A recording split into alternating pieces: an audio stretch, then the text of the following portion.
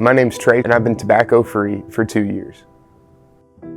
I first started using e-cigarettes in 10th grade when an older friend on the football team offered it to me. And I'll be honest, it looked really cool.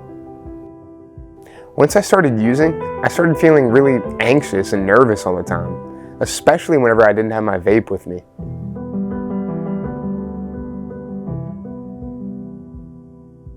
E-cigarettes became the source of my anxiety.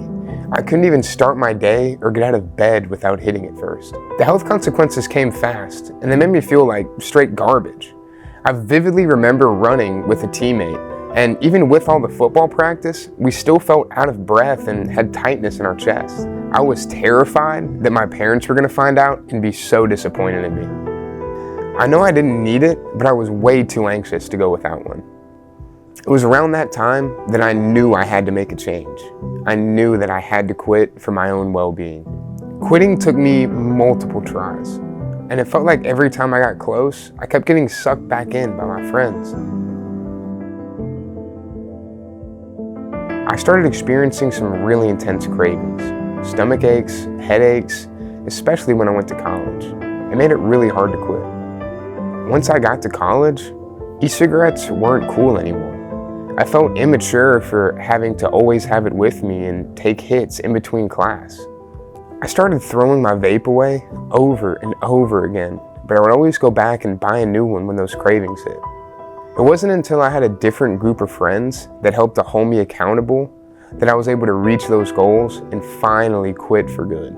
I want people to know that they don't have to go through what I did, that quitting is possible, and that you're not trapped in your dependence. You can do it. Did you know that over half of teenagers who vape experience anxiety? When I first started feeling anxiety from my vape, I just turned to it even more without even realizing that was the source of my anxiety. I didn't realize how unhealthy some of the habits of my old friend group were. It felt like everybody was doing this. I now realize that 75% of students don't vape at all. Did you know that if you have friends or family who use e-cigarettes, you're twice as likely to start using yourself?